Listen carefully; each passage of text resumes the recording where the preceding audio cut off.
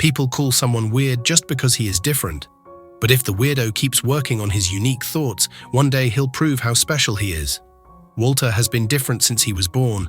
Even as a child, he loved playing with screwdrivers instead of toys. Walter used to mess with every machine in sight and keep inventing weird devices like glitter bombs. His mother was a policewoman, and luckily she understood his passion. She believed that one day Walter's inventions will change the world.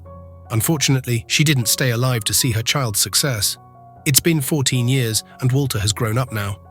He hasn't received any distinction yet, but fate is going to be kind to him soon. Lance Sterling, the most talented spy of the HTUV secret agency, is on a special mission. He isn't nervous at all and enters the Japanese gangster's headquarters.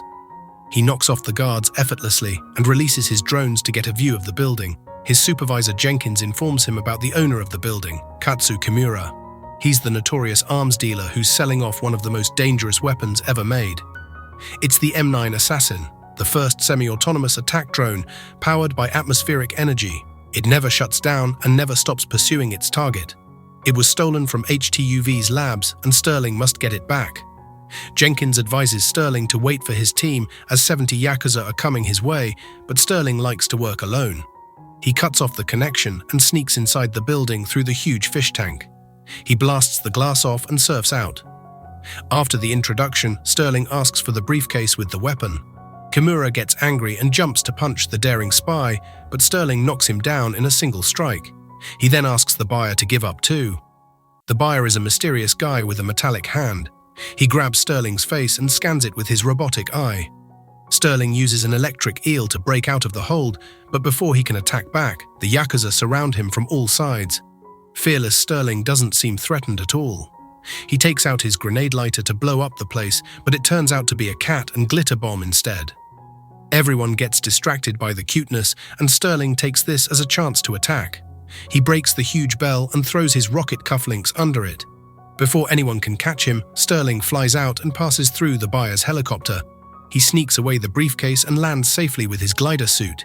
His success story has already reached the HTUV headquarters, and everyone is cheering for him. All the employees there are his huge fans, and Sterling loves interacting with them.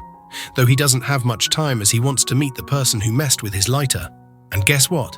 It was Walter. He has recently joined the company and was responsible for making the grenade, but he made a glitter bomb instead. Sterling explains the danger he faces in his missions and that Walter's mistake could lead to death.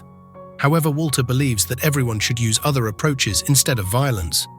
Sterling asks him for the last time if Walter is going to follow the exact orders or not, but the boy is stuck with his peace thoughts.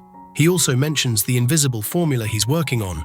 It will help the spies work without violence. Sterling is done with the nonsense and fires Walter. The poor boy is left heartbroken while Sterling makes his way to Jenkins. He hands over the briefcase, but unfortunately, there's nothing inside it. Before Sterling can think about what happened, he gets accused of stealing. Agent Marcy from Internal Affairs has brought CCTV footage that clearly shows the face of the thief. It's really Sterling. The poor spy is in equal shock. He believes that the buyer must have done some science after scanning his face and making a realistic face mask.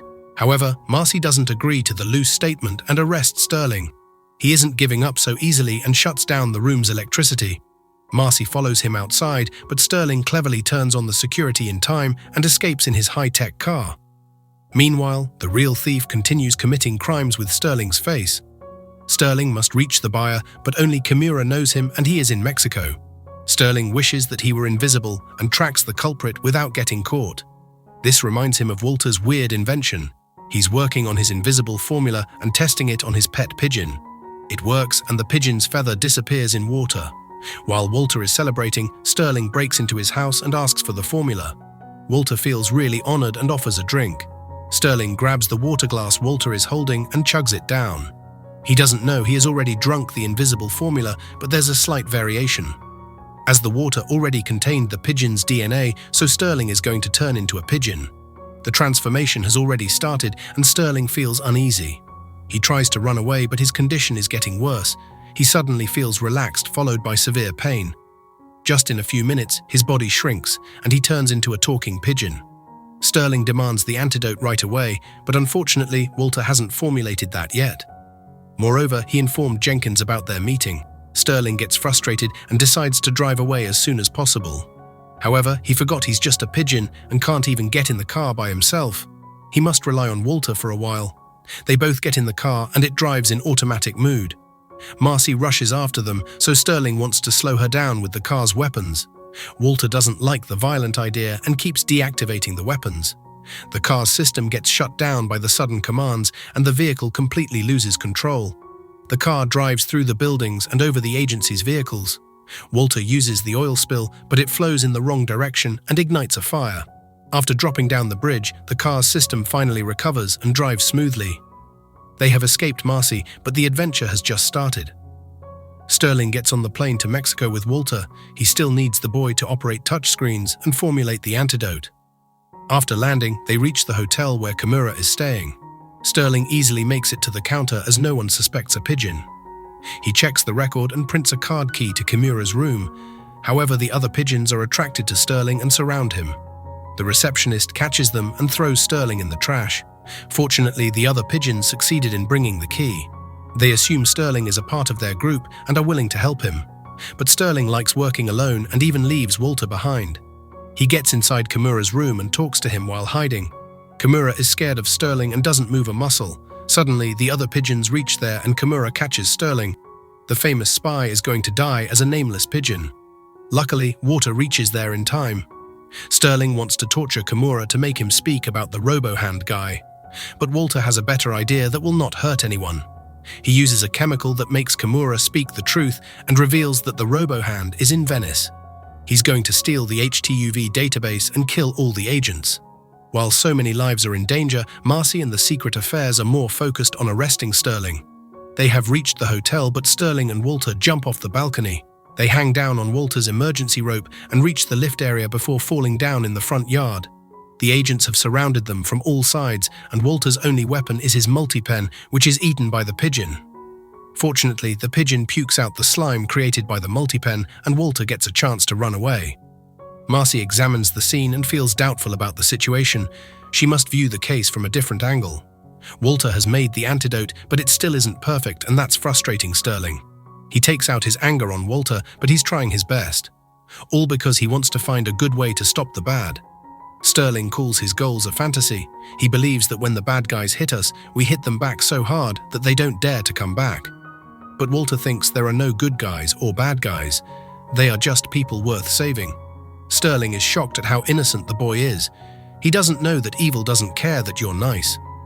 Later that night, they travel to the agency's vault in Venice, but Marcy and her team are already there. They catch Walter and ask him about Sterling. Marcy promises to give him a job and a new lab so he can work for human benefits like her mother. Walter doesn't agree and wants to work with Sterling. Suddenly, the agency's building blasts and the M9 assassin flies away with the database chip. Sterling follows it with his pigeon team while Walter borrows a scooter. After a long chase, Sterling gets his claws on the chip, but the evil drone snatches it again. Finally, Walter reaches the scene and catches the chip, but the robo-hand guy catches him. Walter throws breadcrumbs at him, and the surrounding pigeons attack on the evil guy for food. Walter sneaks out in time and gets in Sterling's ship. Moreover, he left a tracker on the robo-hand, and they can find his location. Sterling gets really excited and confesses that he hadn't done it without Walter. The sweet boy gets really touched by the statement and hugs Sterling. The spy starts feeling uneasy all of a sudden and lays an egg. That sounds funny, but it helps Walter develop the antidote. Sterling had actually turned into a female pigeon because of the female DNA sample. After knowing this, Walter perfects the antidote and turns Sterling back into a human. They reach the island where the culprit is, but Sterling is back to his proud self. He wants to continue the mission further by himself. Walter thought they were a team, but he doesn't know that Sterling just wanted to keep him safe. He uses a chemical shot to put Walter to sleep while he takes care of the bad guy. Sterling knocks down the M9 assassin and faces the robo-hand, but finds him smiling. The evil guy is definitely not going to kill so many people with a single gadget. He has already made thousands of copies of the killing drone. He's doing this all as revenge. In the last HTUV mission, he was one of the bad guys and saw his people get killed in front of his eyes. There could be another way to catch the criminals, but Sterling chose violence. Whatever is happening today is the result of his careless deeds. Sterling feels like giving up, but then he realizes that Walter is coming back for him. Unfortunately, he gets detected by the robo-hand and gets blasted. The only friend Sterling made has died. He keeps regretting his decisions till the sunset. Suddenly, his pigeon friends reach there and he turns back to find Walter. He saved himself with his inflatable hug gadget. Sterling apologizes to him and wants to complete the mission in Walter's way. First of all, they inform the agency and call Marcy. She and Sterling distract the robo-hand while Walter tries to hack his control system. Sterling doesn't have many weapons, so he decides to use Walter's weird gadgets. Surprisingly, they seem to work even without hurting a soul. Robo-hand grabs one of his drones to fly away, but Walter hangs on him with his rubber slime. Sterling grabs him from the backpack but can't hold on for long. Walter flies high above in the sky along with the bad guy. His hacking is complete and the drones can be shut down. But this will kill both Walter and the robo-hand. Walter can't take someone's life. He gives the inflatable hug gadget to the robo-hand and sacrifices himself. Fortunately, Sterling comes over to rescue him. He has turned himself into a pigeon and brought a flock to land Walter safely. The robo-hand is in custody, but he will never forget Walter's sacrifice. Regardless of the services, Walter and Sterling get fired for breaking the agency's rules, but they soon get invited to join again, especially Walter.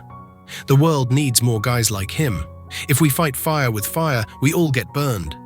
Evil can't be cured with evil, it can only be fixed with a little kindness.